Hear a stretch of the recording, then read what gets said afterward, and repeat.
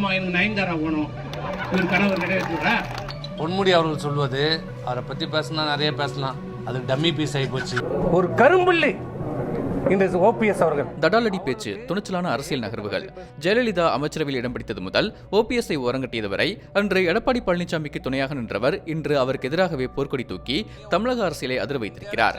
யார் இந்த சி.வி. சண்முகம்? உங்களுக்கு தைரியம் இருந்தால் வாங்க, என் புள்ளைய கொண்டாந்து நிறுத்துறேன், உன் புள்ளைய கொண்டாந்து நிறுத்த, என் புள்ளை மேல தலை மேல சத்தியம் அடிச்சு சொல்றேன், நீங்கள் சொன்னது என்ன? சி.வி. சண்முகத்தின் சொந்த மாவட்டம் விழுப்புரம். இளம் வயது முதலே தீவிர அதிமுக விசுவாசி. போட்டியிட்ட தனது முதல் தேர்தலிலேயே பல தசாப்தங்களாக திமுக காங்கிரஸ் கோட்டையாக இருந்த திண்டிவனம் தொகுதியில் வெற்றி கண்டவர். இதனால் அவருக்கு அமைச்சரவையில் இடமளித்தார் ஜெயலலிதா. பின்னர் 2011ஆம் ஆண்டு தேர்தலில் வெற்றி பெற்று மீண்டும் அமைச்சரவையில் இடம் பிடித்தார். ஆனால் சில குற்றச்சாட்டுகளுக்குள்ளாகி ஓராண்டில் அவரின் அமைச்சர் மற்றும் மாவட்ட செயலாளர் பதவி பறிக்கப்பட்டது.